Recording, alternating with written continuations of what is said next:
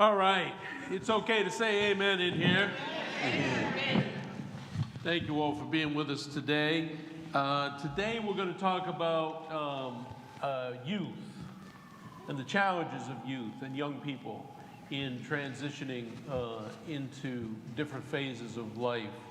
Watching what's going on out in the world, in our politics, in the last few months, a tremendous amount of the changes that this current administration has made have been direct assaults on children. Children here in this country and children abroad in an international context.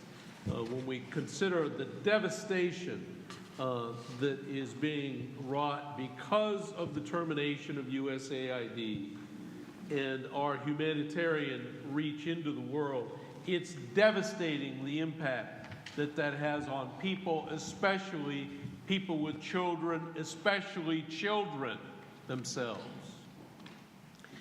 And we need to begin to frame our understanding of youth on the basis of what Jesus taught us about children. And this passage is a very, very familiar passage from the 19th chapter of Matthew, when Jesus says this: "Then children were being brought to him in order that he might lay his hands on them and pray. The disciples spoke sternly to those who brought them, but Jesus said, 'Let the children come to me, and do not stop them. For it is to such as these that the kingdom of heaven belongs.' And he laid his hands on them and went on his way." There are so many people in our world, for all kinds of different reasons, who are disregarding the particular needs of young people who are starting out in the world. So here at Westminster, over the last 3 years, we've developed a thing we call the Southwest Academy, which is a partnership with the DC Marion Barry Youth Employment Program, which has provided summer jobs for kids in this city for generations now. Probably the biggest thing that Mayor Marion Barry will be remembered for. But you walk the streets of Washington and you're bound to run into somebody who benefited from this program. And so we formed a partnership with that program and have relied on some of our own leadership here in Southwest. And I want to make sure that we acknowledge all this tremendous leadership that we have here. George Kerr has been a tireless advocate for this program and the interest of young people in our community. God bless you, George. Thank you. And Clarence Turner has so many skills in his pocket, you can't even begin to count them all. But amongst them are his long-standing experience and aptitude with sound and video engineering. So, Clarence, God bless you. This gentleman to their right is a wonderful, wonderful friend and partner in the Southwest community. He is a preacher's kid himself, so he's very familiar with church. Been in church a lot in your life. Whole lot. Eric Smith. Eric runs his own IT firm. He's the sharpest pencil in the drawer, let me tell you that. And George Lee, former Cong, many of us have known her since way down here. And my goodness, tell everybody now where you are in school and what your interests are and what you're doing this summer. Right now, I'm going into my junior year of high school. A little closer. Speak up. And then this summer, we've been working on a lot of things, such as learning how to use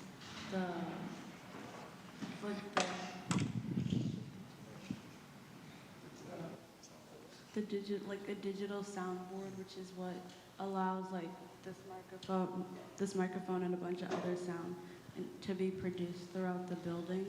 And we've also learned about several other things, and also, for example, we just recently went to DC Central to help out in our community with like assisting in the making of food. So what are your interests in school? What are you studying that interests you, and what do you think maybe you want to pursue when you graduate from high school? Probably Spanish class and Spanish and English, probably. Spanish and English class. And then for college, I plan to major in foreign language and IT. Good.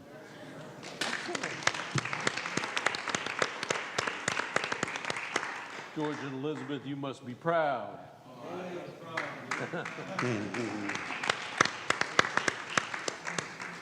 So why don't you take us deeper into Southwest Academy? Let's talk a little bit about what you all are doing and why you're doing it, and some of the impacts that you're seeing from this work.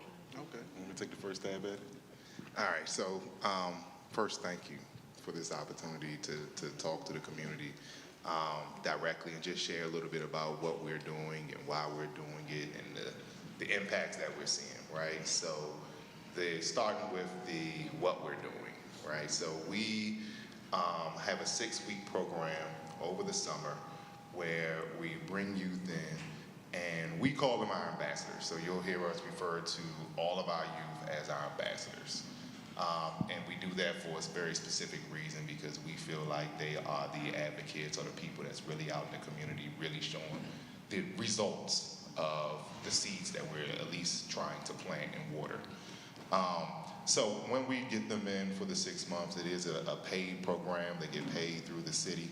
But while we have them, we try to focus on doing 3 things: expose them to different things, educate them while we have them, and then empower them. Right?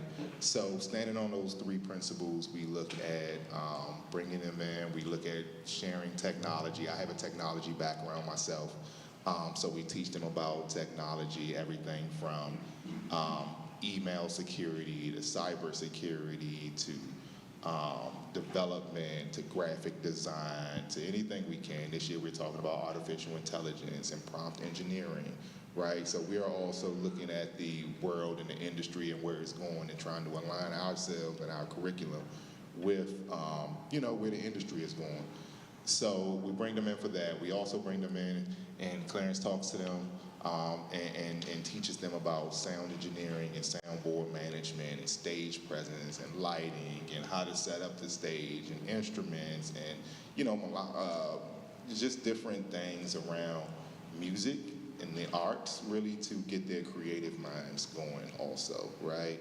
And then while we have them going on that exposure piece, 1 day a week we try to bring in and conduct what we call a professional empowerment day, right? Where we bring in people from different industries all around to show the kids, like, hey, we have these careers out here, and sometimes you may have thought of it, sometimes you may have not thought about it, but it's our job to, while we have you, to expose you to as many things out there as possible, right? So we look at it from a standpoint of, a lot of kids have a dream of, being on stage and performing and being that musician or being that rapper or being whatever it is, but what they don't think about is the A&R team behind them, the music industry lawyers, the producers, the people that make something like that happen and make something like that go on, that in many cases are getting paid just as much as the performer, but maybe not the fame, right? And if you aren't exposed to that type of thing, then you just don't know it exists, right? Do the same thing with IT. When we think about IT, a lot of times you think about Google and Facebook and, some of these big companies, but you don't necessarily realize you have an IT department that's running this building, right? It's IT in any faucet and any facet of industry that you have out there. So, it's, we just want to expose them to different things. And then we talk about mental health. We talk about financial literacy, which has been a big thing this year. And then we just try to expand and go off the lessons learned and just expand what we do. So I'll stop there, and I'll pass it on to Clarence. You want to talk about why we do some of this work? Well, one of the important reasons why we do it is the fact that a lot of our youth in the city are, they're trying to figure themselves out. How are they going to fit in this big world that we live in? And what are they going to do? How are they going to contribute to it, and also, who are they, Who am I? What am I going to do? And so what we're doing here at the Academy, at least, from my perspective, is that, we're providing that opportunity to allow them, the space and facility where they can discover not just themselves, but new things, right? Exposure. One of the things, like Brian said, when you talk about, people who have benefited from the Summer Youth Employment Program, I'm one of those folks, right? My first job as a 15-year-old was playing music in the high school. I was the band director asked the class, who are professional musicians in this room? And I said I was the only one in the class. And he asked me why. I said, because I'm getting paid to do to play music. And from that experience, we learned the music, and the program allowed us as a concert to play on like the Capitol grounds, the Freedom Plaza, and all that. And if it wasn't for that program, I wouldn't have had that experience, and a lot of other experiences that I gained from being a part of that program back in the early '80s. So with this program, Southwest Academy, what we're doing is giving back to the young folks and giving them guidance, giving them support, all the things that Eric has spoken about, and that's what we're doing here. And just want to add to that. So one thing we notice and we see throughout the summer, right, is our youth like to be challenged, right? And we may not always see that, or we may not always hear that, but we see it firsthand.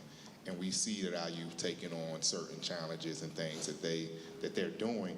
And when they are challenged, and when they do have this certain expectation of them, and when they do,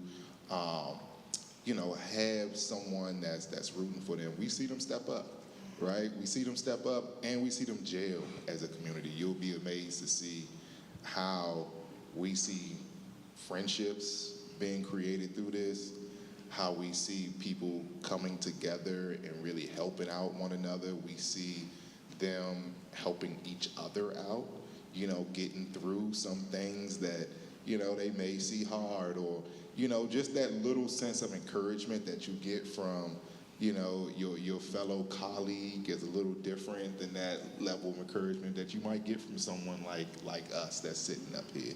And we see it on a daily basis. It's amazing to see. So I can kind of pick it up from there. So I'm the administrator behind it all, the timekeeper, to make sure they sign their timesheets, to sign, to come on time. If they're going to be late, text me. Or if they're going to be away, text. And so there's also the funding. And so I'm going to put a plug in there. You can donate to the Southwest Academy DC by going to Realm, do the drop down, it's the second one, Southwest Academy DC, and make a donation. We are on a very shoestring budget. Very, very small. And so we could use all the help we can get. So last year we had 12. This year we ended up with 22. And so it's been a challenge. We have learned a lot every year, but I think we've learned more this year than in the years past. Mm-hmm. So we also do field trips. And so we went to DC Central Kitchen on Thursday, which happened to be John Lewis's Good Trouble Day. And they volunteered for 2 hours. We have a partnership with them. They came the day before, and they did a food demonstration making a cucumber watermelon salad. And we also get breakfast and lunch for the ambassadorships there. That's a new thing that we have done, and it's been really successful. We have learned that the ambassadors, they get $9 an hour, and a lot of times their family needs that $9. It's big, and so having that extra food really counts as well. So Eric is taking them to the White House on Friday. This time last year, we went to that White House together. So it's been actually 1 year. And so they will be graduating on August 1st, and we'll have a small ceremony during jazz program. So please come out to see them at that time so you can see what they're doing firsthand. So a lot of us have grown up in a world and in a time when technology was optional, right? For a lot of us, you could either get computerized, get tech literate or not. You can't do that anymore. It's a requirement. It is absolutely necessary. And it's not just necessary for young people, it's necessary for older people.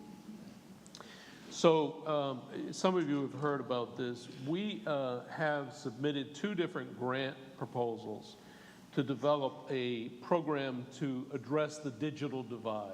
And the digital divide is the real social justice dilemma of our time, because there are so many folks who, because of economic capacity, have fallen through the cracks and fallen behind and lost touch or never developed touch with technical capacity, while more and more of the world requires that skill. And I'm sure that a lot of you understand even going to your doctor anymore is an exercise in computer literacy. So we have developed this program, and we're still waiting to hear. Some of this is federal funds.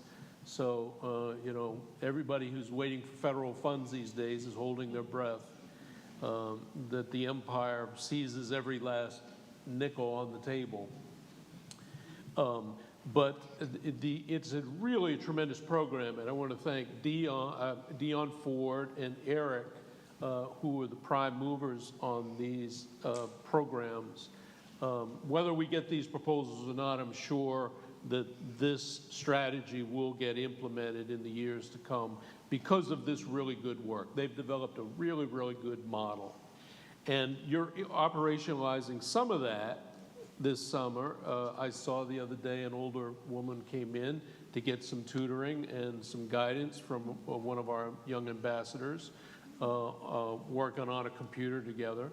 And if any of you have any computer needs, any computer questions, you can set up a time with these guys to come on in and fix all of your problems. There's one hand waving now, and I'm sure there will be others as well. But it's a really serious thing. It's a real thing. And so, George, we're grateful that you are sharing your skills, that you were born into this world of technology. And your dad is a little bit computer literate, right? Somewhat computer literate. So you can teach them some things, I'm sure, that you're learning here. How do you feel about being able to be a teacher and a tutor and a facilitator for older people? I think it's a great opportunity because it's not like every day that you get to be a teacher and a student at the same time.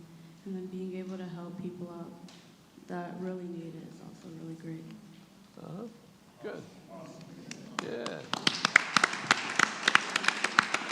Eric, do you want to add to what I was saying about that? Yeah, so you know, we keep talking about how we go through our lessons learned every year, and we kind of look through different things in the community.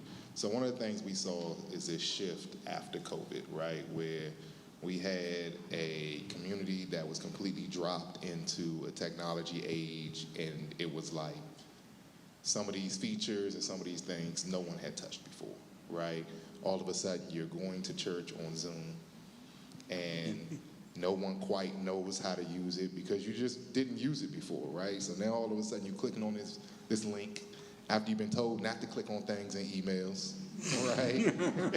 And then you got people yelling at you on there saying go off mute or go on mute or we can't hear you, turn the volume up, and it's just, it could be a lot, right? And we saw that across many different avenues, right? Church being one. You saw workout sessions moving online, right? You saw physical therapy going online. You saw telehealth, the introduction of telehealth, where now, your first line of seeing your doctor is through a Zoom call, and you're trying to shift your body so they can see certain parts of you, and you don't quite know where the camera is and where it's not, right? So as we saw that, and we saw our young people who are just thriving in technology, right? It's no big thing for them to do anything, right? And they're just looking, and they don't, and sometimes, I think they do, but sometimes I don't think they understand how much they know, because it's a lot, and it's a lot to take in. So we saw an opportunity where we can kind of merge those two together, right, and use our youth to help empower our seniors, and we stood up a senior help desk this year, right, where any senior in the community can come in from 9 to 3 every day, except Fridays. Fridays by appointments only because we have our field trips on Friday, right?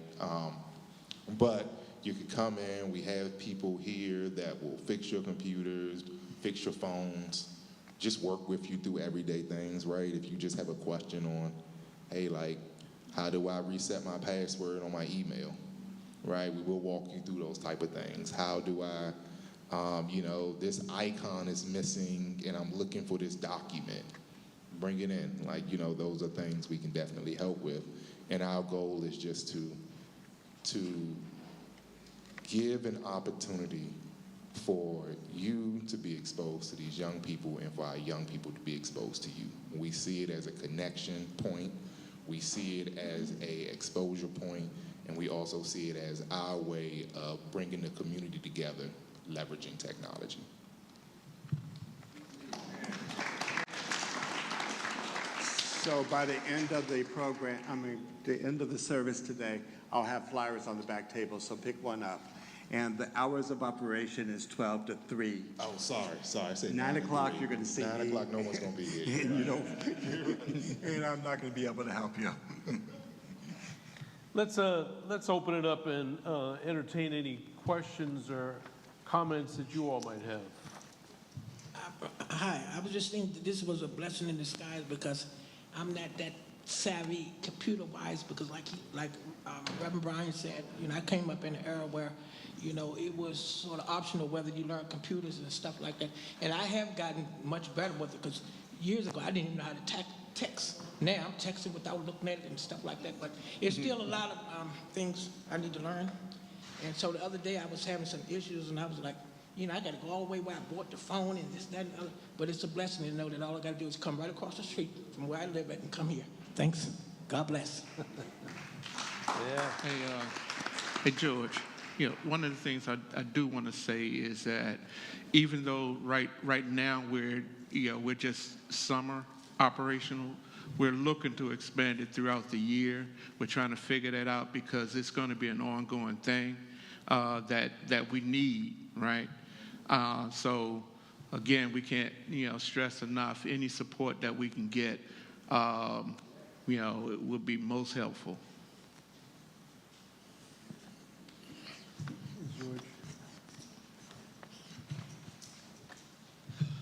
Good morning, church. I want to stand and say I'm proud of my daughter. Yeah.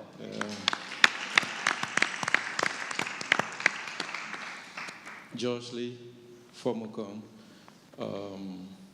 Seeing you sitting there, we are really proud of you. Just like Reverend Brian said, we came to this church and she is still on that wall back there with her younger sister. They were really small. They were the first kids in this church, my understanding. and they all started the Sunday school downstairs. And to see her get up the stage and say all what she said, I think me and my wife, we have been doing a good job. And the foreign language and IT stuff, she talked, I'm a big person in IT. I have a master's degree in computer forensics, and some of the knowledge that I impact on her, and hopefully she can get that and fly with it.